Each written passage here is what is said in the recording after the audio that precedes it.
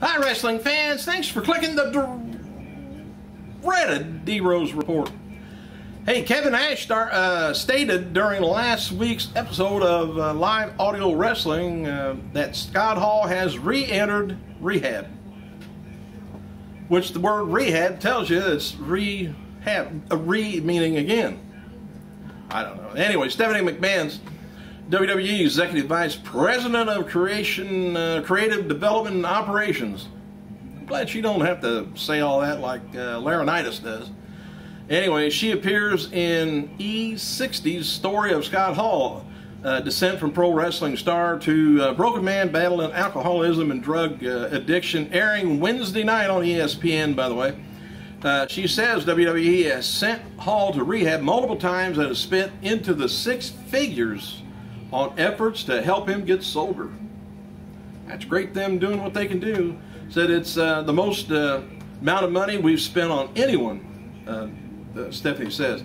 I just want Scott to get help, to decide for himself that he needs help, and to make, she said it makes me sad. I don't want anybody to pass away prematurely or otherwise, really. He says Scott is an incredible, talented performer, larger than life, charismatic. He's a father, he's a friend.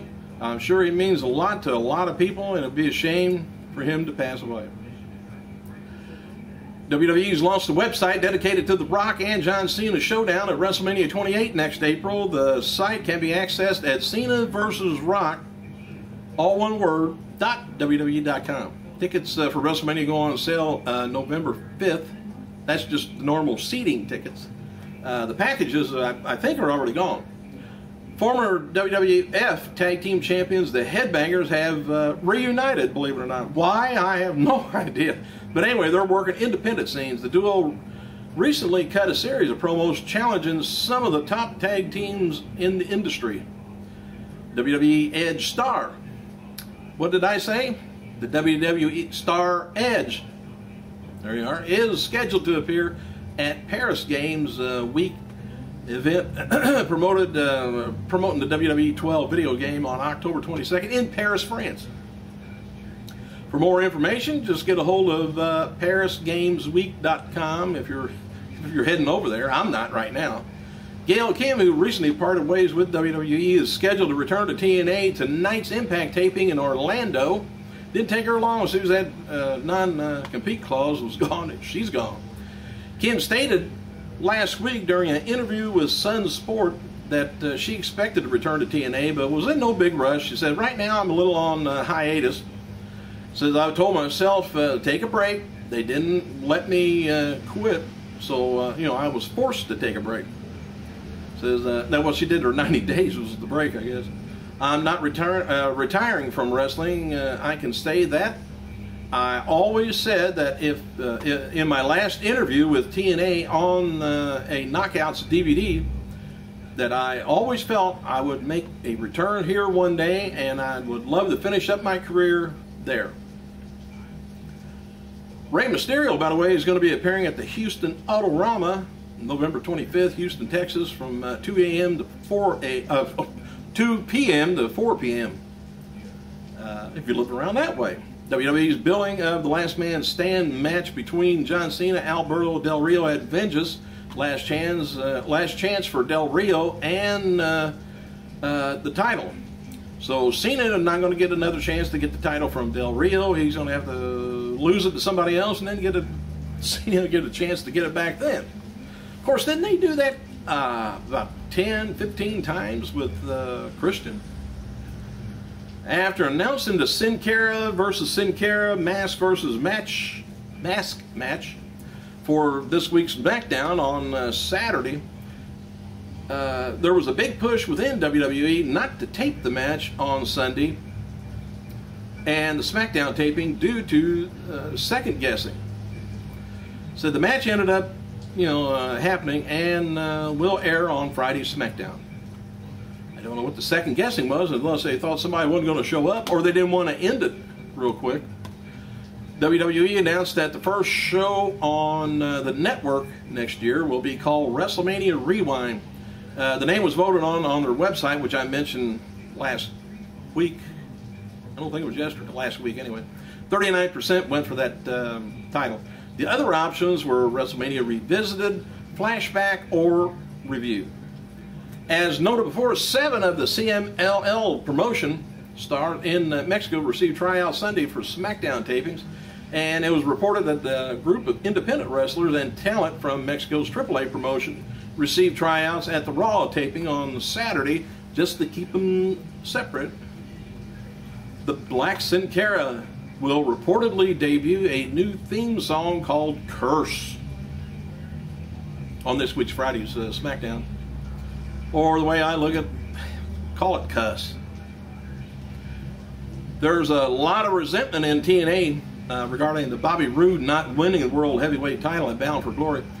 Noted before, just like I said, that was yesterday, I don't remember what day it was. Hulk Hogan lobbied to keep the title on Angle. Word is that the plan, even just a few hours up till the show, had been for Roode to win. Well, if I was Roode, I'd be pissed. Hogan was said to be in intense pain, by the way, where he couldn't move much after undergoing the match backstage. The match with him and Sting at Bound for Glory. Kurt Angle was said to be in worse shape than Hogan, and said he was taken to the dressing room and laid on his back. You know, I wish the knockouts would do that to me sometime. One source at TNA talking about Angle's injury, he thinks it was the hamstring area was black before he wrapped it, before the match even on Sunday took place. Remember, I was telling you he had did a talk show somewhere, and he had his thigh pretty much, wrapped up and was limping on stage when he did the interview, whatever show it was. Mick Foley on Twitter that his independent wrestling dates for 2012 is very limited. Foley announced that his comedy tour is going to be coming to Polar Theater Santa's Village in Jefferson, New Hampshire, November 27th, 1 p.m. So if you live around that way, check him out and let me know how he is. I've never heard of anybody ever review his show. And in addition to making his ESPN debut this weekend, former WWE Todd Grisham, the announcer, also did updates on ABC's America This Morning show. Federal Election Commission has ruled that Linda McMahon violated election laws in 2010 by appearing in WWE commercials for Make-A-Wish Foundation. However, the commission won't be taking any action against McMahon. So apparently, if you break the law, that's all right. The Connecticut, why even have it then? Get rid of the rules. The Connecticut Democratic Central Committee, State Committee, alleges that WWE coordinated corporate contributions with Linda in 2010 campaign. One of the accusations is that WWE held their Fan Appreciation Day at the state in the state of Connecticut just 3 days before the election. The commission found no issue with this as Linda's name, her opponent's name, and her campaign period wasn't mentioned during the Fan Appreciation Day. They were just out there having a good time. Former WWE star Bobby Lashley has signed a multi-million-dollar picture deal with Sean Kane Films, which includes a role in Josh Turner's epic reality sequel, The Indie Wrestler 2. Shooting begins December 10th in North Carolina. Don't know who that is. Former WCW talent Melissa Balin, or Nitro Girl Spice, has been added to the Wrestle reunion, which takes place January 27th to the 29th in Los Angeles Airport Westin Hotel, Los Angeles, California. She's also going to be participating in a bikini photo shoot event, and oh, I hope it shows up online. Alex Riley, by the way, stated on Twitter that he underwent an MRI on his hip following WWE tour of Mexico. He said, just got back from Mexico, had an MRI on my hip, nothing serious, be back in a couple of days. I'm on the edge of my seat. I hope he hurt. Well, let's see if I can get through this now. After retaining the TNA World Heavyweight title last night at Bound for Glory against Bobby Roode, Kurt Angle says he's taking a week off to deal with a hamstring injury. Angle wrote, great pay-per-view last night. Bobby Roode's one of the best wrestlers today. I'm still going for the Olympics, he says, only taking 1 week off to heal a hamstring. You know, I could go to the Olympics too, but I'm going to have to sit in the stands. Maybe that's what he's going to do. Hey, happy birthday to WCW United States champion Steve Mongol McMichaels, which I can't hardly believe he made that. But anyway, he made 54 years on this earth. And two-time NWA television champion Baron von Raschke, still around, 71 years old. All right, here's an event that went on in 1999. Just want to throw out some of this history thing.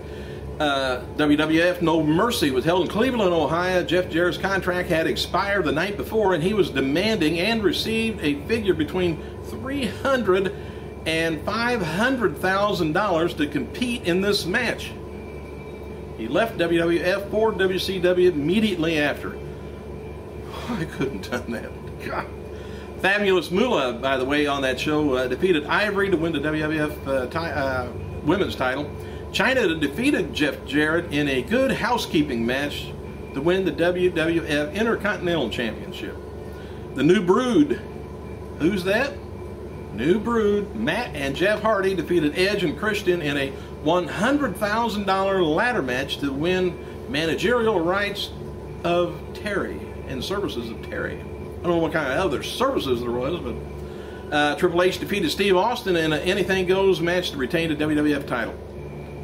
Some other title changes back then was in 1992, Jimmy Valiant defeated Ivan Koloff to win the NWA television title. In 1988, the Samoan SWAT team, who was that?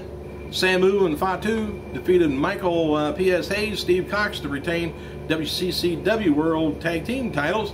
1992, Todd Champion defeated Butch Reed to win the USWA Unified World Heavyweight title. Also, Miss Texas defeated Moondog Fifi to win the USWA Women's title. Hey, if you happen to notice, I went past 10 minutes. That just means since I go up to 15 minutes now, there's more time for people to walk in on me and I have to stop and start. Thanks for clicking, you guys. I gotta go.